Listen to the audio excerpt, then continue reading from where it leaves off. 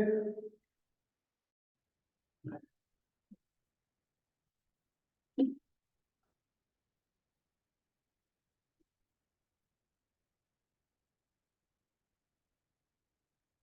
Shalom.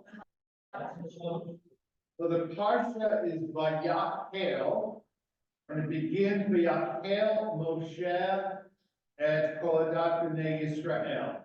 Moses gathered the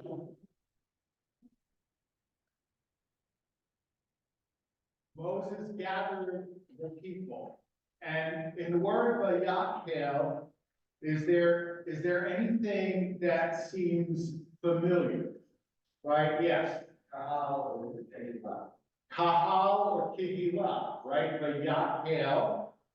He gathered, a kahal or a kehilah is a gathering, right? So Moses gathered the people, right? Just like the name of our synagogue, Kehilat Shalom. And according to commentators, the day that he gathered the people was the day after he came down with the new tablets. And the day that he came down with the new tablets was Yom Kippur, because it signified that God had accepted the people's repentance and forgiven the people. Now the question is, right, why is this gathering mentioned in the middle of a long and somewhat repetitive description of the construction of the tabernacle, right? I mean, there are a lot of words, even if you don't know Hebrew, if you were listening to my reading, there's a lot of words that repeat. The Ya'as and the Prashim, the Et Hasim, the Et Amudah, the Et Idod, quite repetitive. And then we take a break and we have a discussion of this gathering, right? And the question is, why? All right, and I don't know that it's the answer, but it's an answer or a suggested answer. When Kelly and I lived in Baltimore, I was on the advisory board of Goucher Hillel, and Goucher Hillel didn't have a rabbi, and I used to go and give talks, do programs, and so on. And one time I was meeting some folks in the dining hall at Goucher, and I saw a quote that has stayed with me now for 20 years. I cannot show you the college. It is on vacation, but I can show you the buildings. Right? In other words, the college is not the building, right? The college is the people, the students, the faculty members, the staff members, and they're on vacation. But if you want to see the buildings, fine. Okay, so perhaps Moshe is afraid that the Israelites will think that the purpose of Judaism is the creation and preservation of a building, right? And there are plenty of people all over the world who think that. What is the purpose? To create and preserve a building, right? But that's not so. The building is purely functional, right? It's the place where stuff is done. But the purpose of Judaism is not the creation of a building, it's the creation and the preservation of a Kehilat Kadosha, a sacred community, in covenant with each other and with God, right? And if there's any plus out of the pandemic, which started about 4 years ago right now, it's that. I mean, for almost a year and a half, nothing took place in this building, right? Nothing. I mean, the office was open, but that's it. And our community did not weaken. Our community, in fact, in some ways strengthened.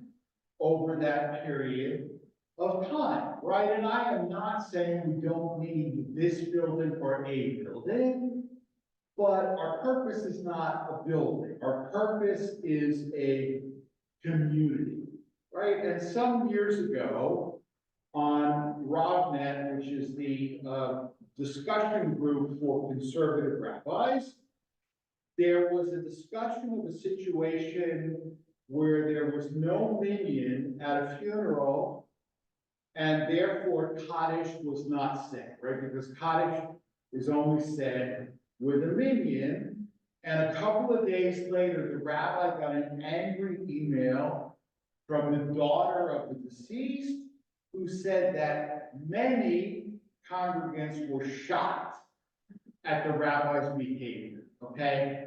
And I have learned, you know, I've been a rabbi for a long time, when somebody tells me many people are upset with this or that, it means them, and maybe their spouse, right? Give me names, right?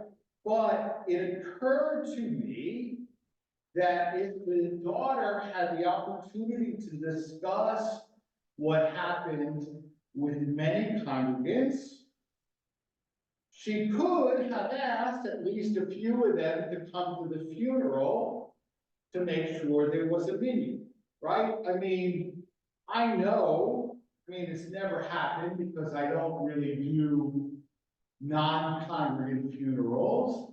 And for a congregant funeral, it's not an issue, but, you know, there are enough people I know, in fact, I'm looking at some of them, that if I call them and say, I know you don't know this person, but I'm doing their funeral, and I'm worried that there won't be a minyan, would you please come? That they would say yes, unless they had such an important overriding obligation that they couldn't do so, right?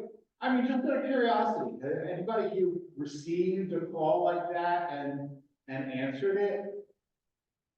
I'm actually surprised, but you know, but you would answer the call if it happened, right? And we never have difficulty, you know, in fact, Kelly asked me last Sunday, do you usually have a minyan on Sunday morning? And I said, usually not, but if somebody's saying Kaddish, not a problem to produce a minyan, right? Not a problem to produce a minyan, and you know, it's not, but person's got to let me know, right? I'm saying Kaddish, I need a minyan, and you know, all right, could you call a few people and I'll call a few people and we'll have a minyan, and it's not a problem, right?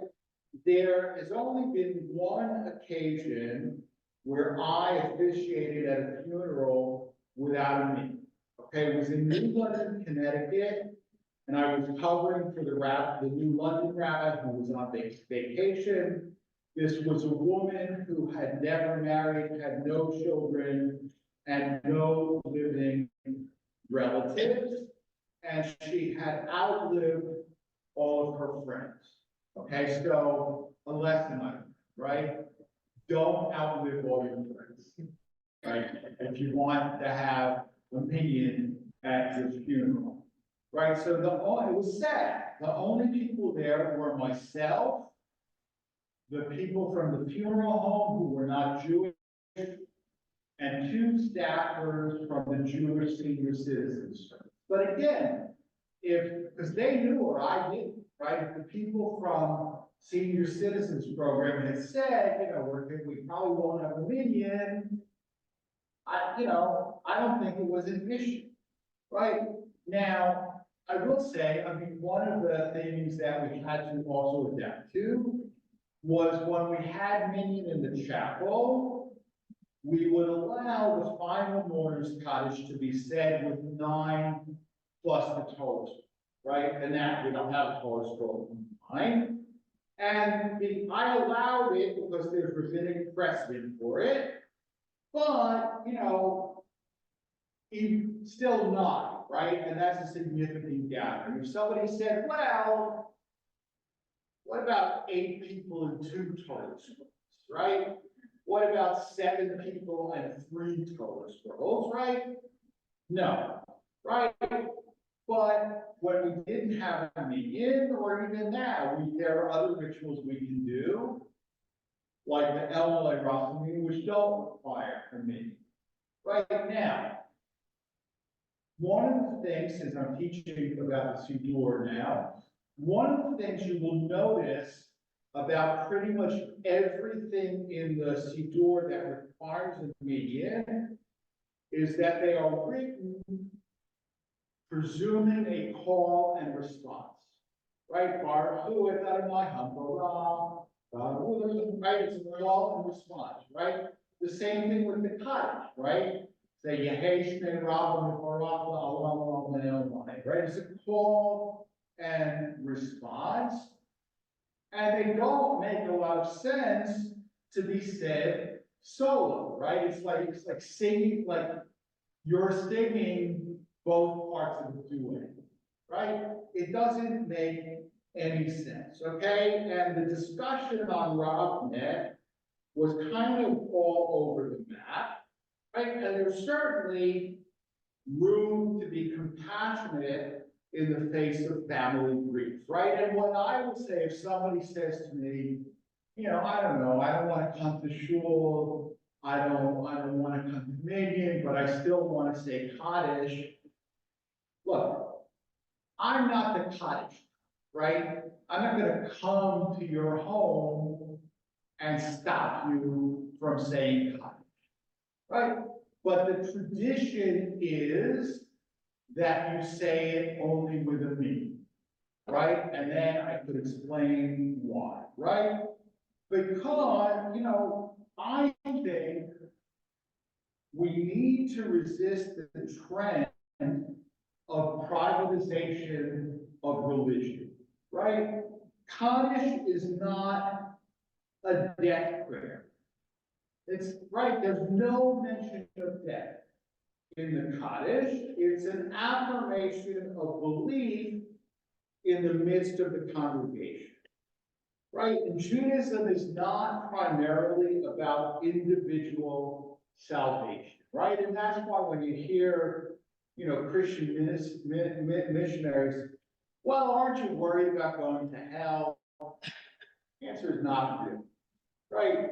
Not really, because it's about creating a community here. Va'asuri mikdash v'shachanti b'tocham, as we read a couple of weeks ago. Let them make me a sanctuary so I may dwell among them, right?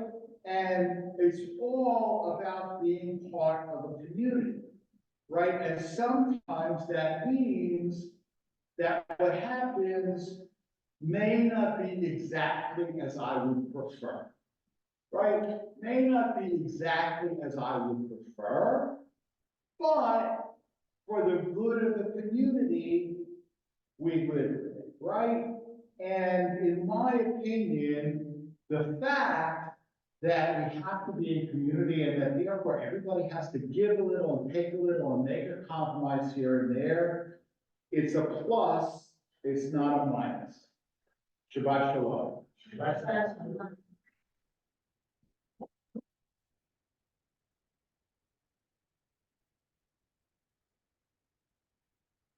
And we continue with the Kaddish before Musaf and the Musaf service. The Kaddish